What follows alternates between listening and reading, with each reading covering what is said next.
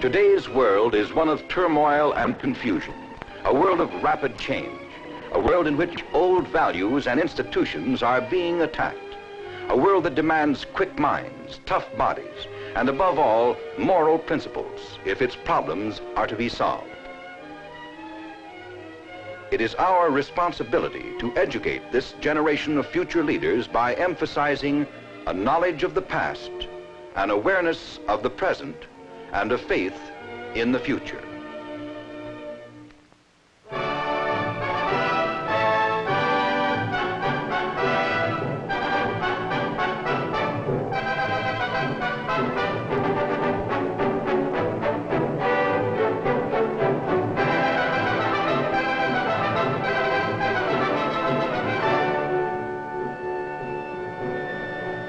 In ancient Greece, when the inquiring young mind sat at the feet of Socrates and Plato, much of our Western civilization began, a boy and a teacher. Here at Culver Military Academy, an outstanding college preparatory school in northern Indiana, that relationship, an inquiring mind and an inspiring teacher, is still the basis of education for boys from all over the world. At Culver, boys of varied interests and abilities sharpen their minds, develop a sensitivity for form and harmony, an appreciation of the world's great music, and a sense of civic responsibility. To protect and conserve their American heritage and to sustain themselves against the stress and strain of their world, they toughen their muscles and develop their stamina. Over 30 buildings and 1,300 wooded acres on the shores of Lake Maxinkuckee, Culver, Indiana, provide a beautiful and impressive environment for learning and living. But buildings and beauty are not enough. It is the scholarship, the wisdom and the enthusiasm of the master teacher that spark the young mind. Often, master teachers at Culver are authors of textbooks. 7 of them occupy endowed chairs. An enthusiastic young scientist can find the answer with the help of an outstanding teacher who has his doctorate in science. The scholarship of a master teacher is contagious. An intelligent question from a boy can flood a tutorial session or a classroom with knowledge, inspiration, and a lifetime of memories. Here in 1894, with this boulder as his workbench and nature's own out-of-doors as his shop, Henry Harrison Culver fashioned out of the mist of his boyhood dreams the framework of a school. 2 of his sons, E.R. Culver and B.B. Culver, transformed that vision to reality. After 39 years of their stewardship, in one of the most generous gifts in the history of secondary education, they gave the academy to the Culver Educational Foundation.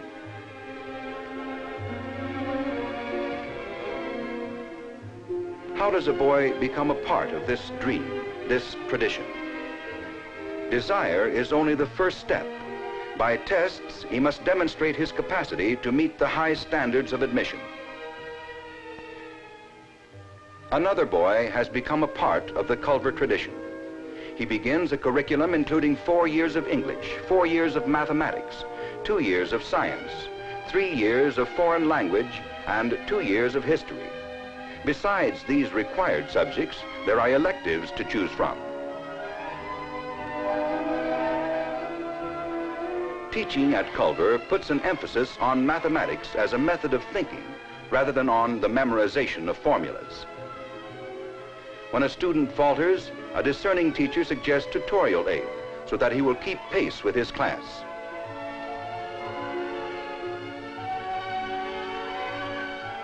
In the Eugene C. Epley Hall of Science, one of 4 recent gifts made by an alumnus, the most modern equipment and teaching techniques combine in effective presentation of the sciences.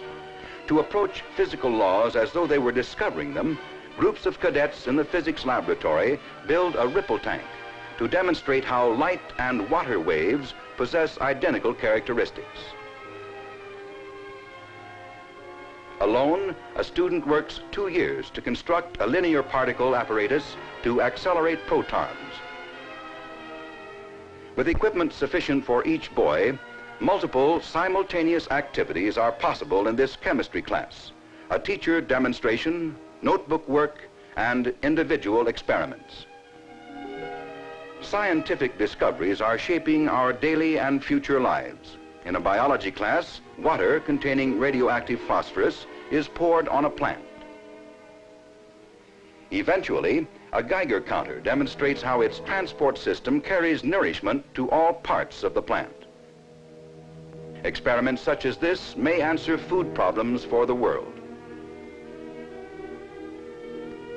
Peering into the intricacies of a clam satisfies curiosity, excites wonder, provides a better understanding of the marvels of the human body, and a greater respect for creation and its creator. Ross Beeson Jr. Memorial Hall, the senior club, gift of the parents of a Culver cadet who lost his life in World War II, provides moments of relaxation between classes and during free time in the recreation room.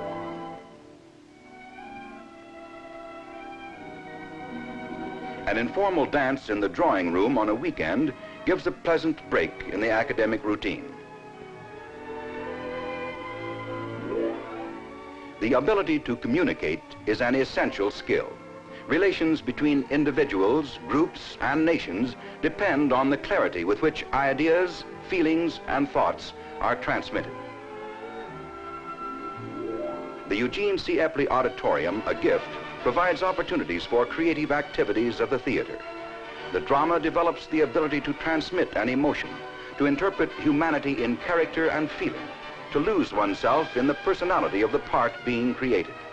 Acting demands a high order of control of voice and body and develops poise and confidence.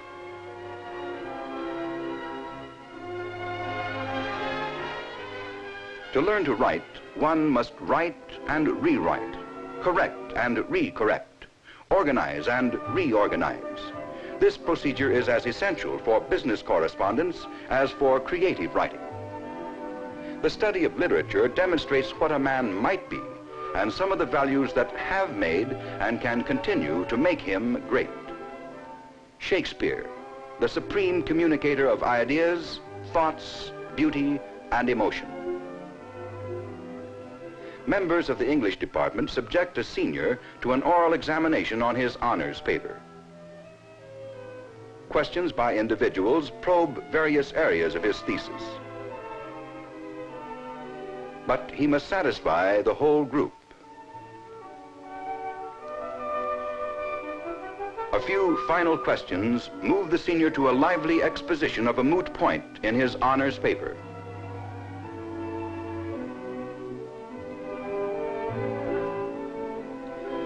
The educated citizen of tomorrow must be proficient in at least one foreign language. This Roman general, imperious citizen of his day, communicated with most of the civilized world. The study of Latin makes the structure of any language more understandable. Scutum, paludamentum, loricum, et caetera. Et nunc vestros libros aperite.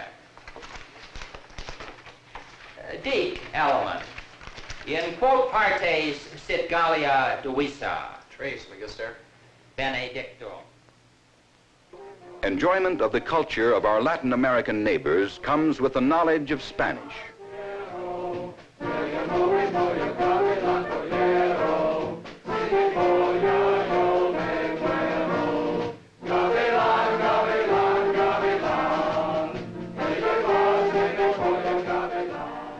German, the language of an economically progressive nation, bulwark of democracy in Western Europe. Wer hielt seinen Wagen an? Ein Autofahrer hielt seinen Wagen an. Vor welcher Stadt hielt seinen Wagen an? Vor dem Stadtrand von Köln hielt seinen Wagen an. Warum hat das getan? Hat einen Weg. Russian, the language of the second most powerful nation in the world. Вы писали все утро? Да, можно спросить. Я писал брату. Очень хорошо. Вы писали брату. Господин Оберман, какая Сегодня погода. French, still the language of beauty and precision. Bonjour. Moi, je vais en classe. C'est déjà l'heure, n'est-ce pas? Je crois que non. Nous sommes un peu en avance. Mais tu sais, mon vieux, que Guillaume sait de pêche parce qu'il fait toujours. Parce qu'il fait toujours. The language laboratory enhances the effectiveness of a superior teacher. In these 30 electronically equipped booths, students can listen to or record simultaneously 4 different languages. Listening to his own recording makes possible analysis, evaluation, and correction. Recording devices are especially effective in vocabulary and idiom drill. Between classes, a short walk with friends. Among them, more than 100 boys on scholarship. The Memorial Library, a gift of the Culver family, honors those 85 alumni who lost their lives in World War I. Its well-filled stacks of more than 30,000 volumes and the comfortable, attractive lounge invite perusal of current newspapers and magazines or solid collateral reading in English and history. The study of history is no longer an exercise in memorizing a sequence of wars and dates. It is studied as a yardstick of the future, primarily concerned with an appreciation of the events of the past to determine what man has been and done as a guide to what he may be and do in the future. High academic achievement is honored at Culver at the annual Blue Key and Cum Laude banquet. The superintendent and the assistant dean present the initiates with the insignia of these honor societies. Many of these boys will enter college with advanced standing.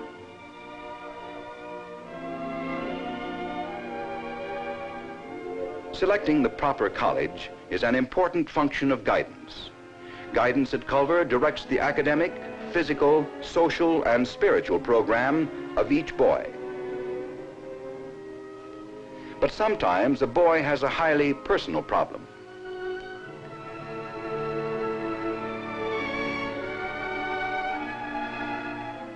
An experienced, sympathetic teacher senses it and knows how to deal with the situation.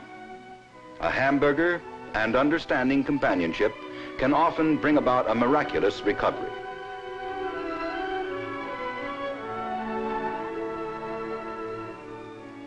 Guidance on the student level is the function of the Honor Council.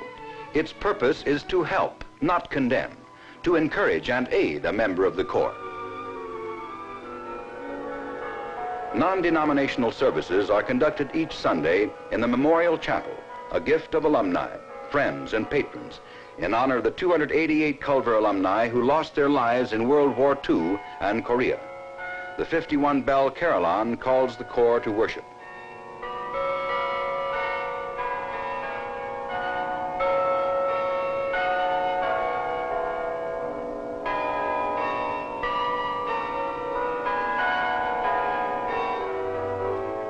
Voices join in the processional anthem.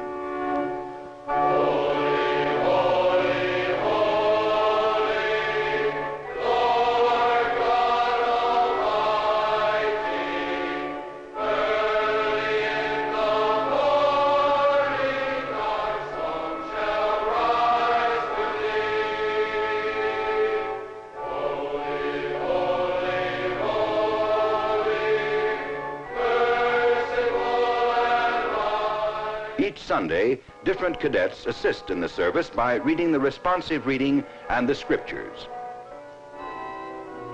The cadet choir consists of 60 voices.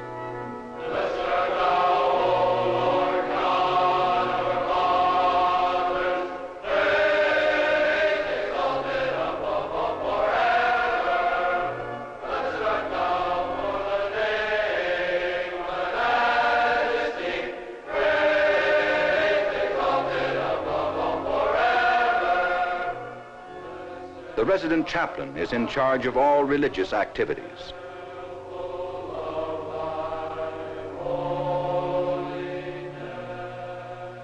The chaplain is always available for individual conferences with cadets who have a personal problem. A solution may come after a few moments of self-communion in the quiet of the meditation chapel.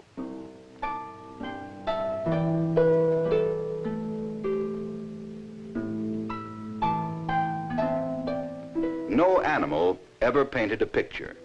The desire to create springs from emotions and sensitivity.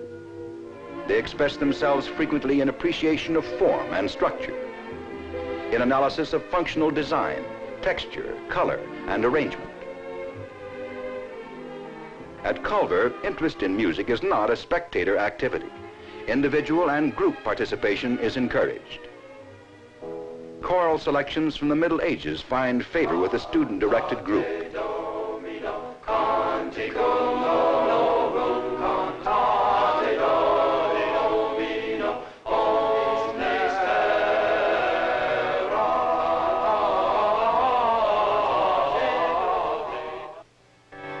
To sit at the manual of a great organ in an impressive chapel is an inspiring experience. To receive instruction is a rare opportunity.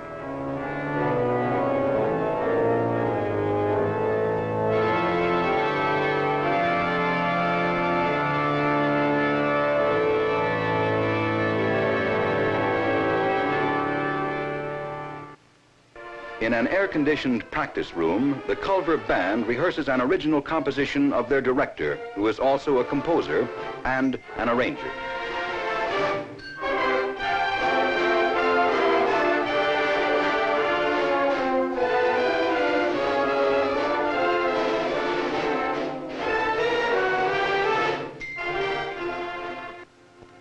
At the Eugene C. Epley Auditorium, as part of the Fine Arts program, appear world-renowned choruses, symphony orchestras, Shakespearean actors, soloists, operas, and great personalities of the theater. To face the problems of their world, students must be physically fit. Daily exercise, either in large groups or teams or by individuals, is essential.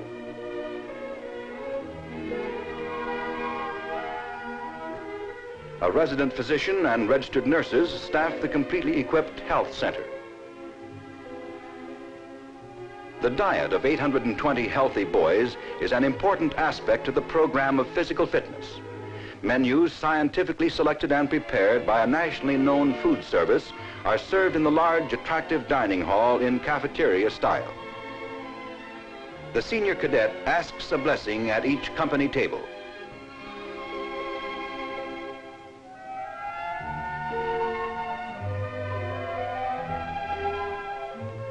In the intramural sports program, as many as 16 teams may take the field at one time. A schedule of contests leads to a regimental championship. A boy gets his opportunity to compete at his own level and to become the hero of his organization. In basketball, individual instruction by a 9-letter coach, graduate of a Big Ten university, sets a standard of high achievement. At Culver, a boy can choose from 14 varsity sports, the rugged competition of polo, the start and strain of the 100-yard dash, the endurance and skill demanded by wrestling and swimming, the precision and coordination of fencing, and riflery.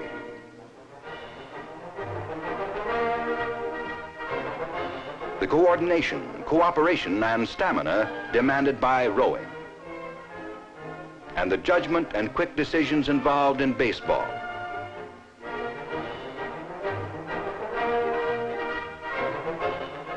All these develop the aggressiveness, the good sportsmanship, the stamina and endurance that today's life demands of good leadership.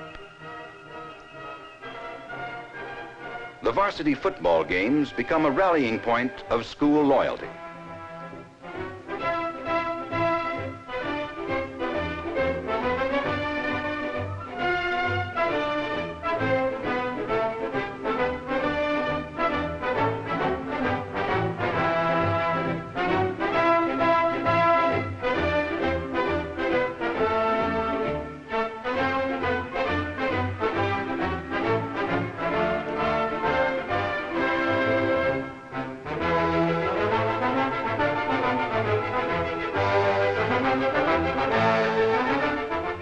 victory gun roars and a mounted cheerleader gallops down the sidelines.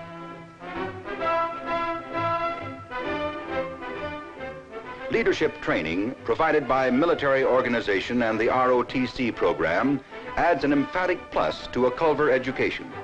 To be realistic as well as idealistic in an era of delicate balance, we must be prepared to meet the obligations of our citizenship in the event of crisis.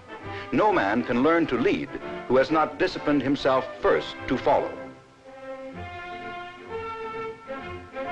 The inspector and the inspected are assuming responsibilities of leadership. Without fear or favor, one demands neatness, the other disciplines himself to meet that demand.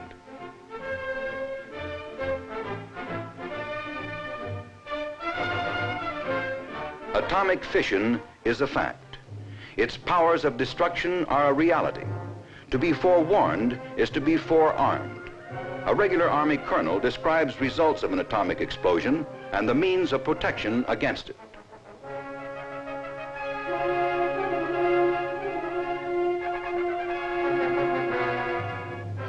ROTC study of small unit tactics finds practical application once a year in a field problem. The emphasis is on leadership.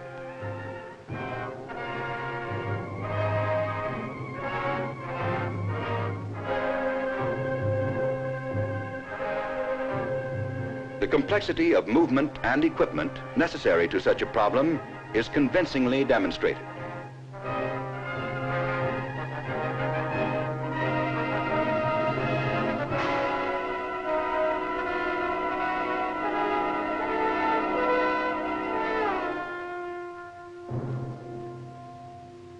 Maneuvers are halted preliminary to a period of evaluation.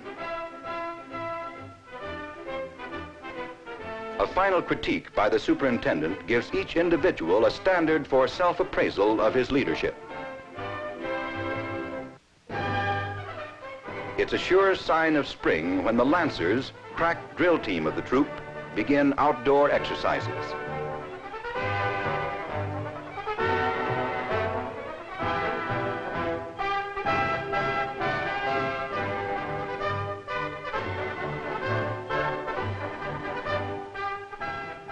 A perfect example of concentration and control.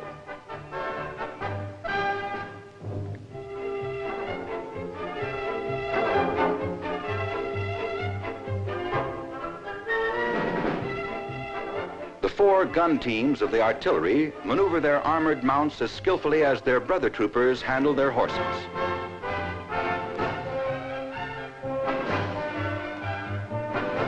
And then the infantry companies come onto the field to compete for the Austin Trophy, awarded for excellence in drill.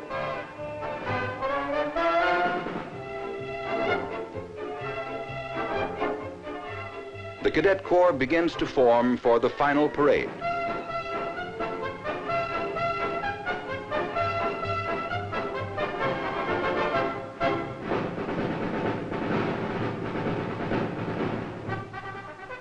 With the command, "Pass in review," and to the accompaniment of the band,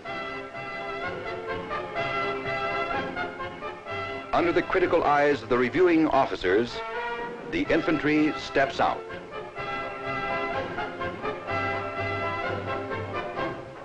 With trucks and howitzers rumbling, troop pennons and colors flying, and bit chains jingling, the Corps passes by in cadenced rhythm for their last review.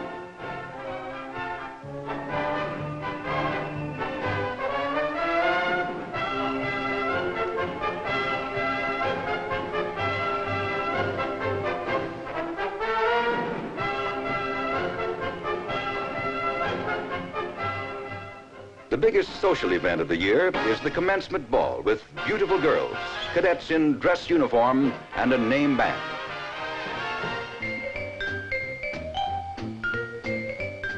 The highlight of the evening is the officer's figure.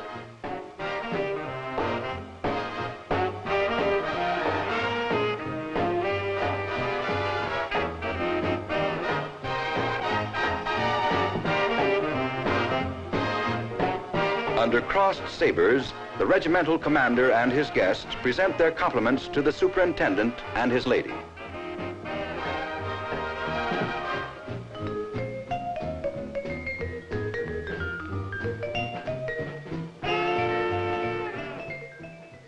And then the final ceremony.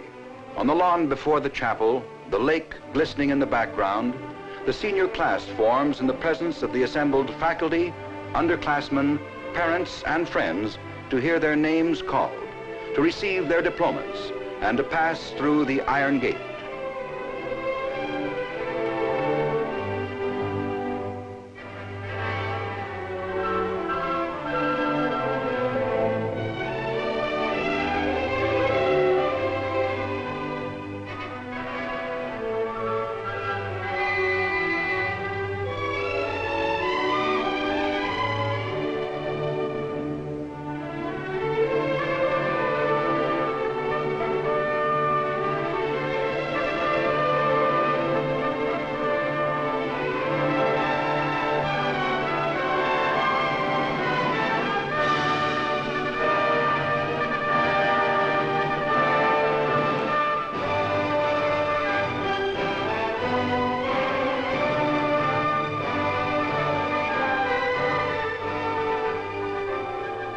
With movement slow, the iron gates close. Dismissed, the caps sail high, and then the Culver days are gone for those who came as boys but left as men. They face their world. Their Culver experience provides them with the constants of trained minds, moral discipline, and physical fitness. These are the fixed standards of life. This is education for responsibility.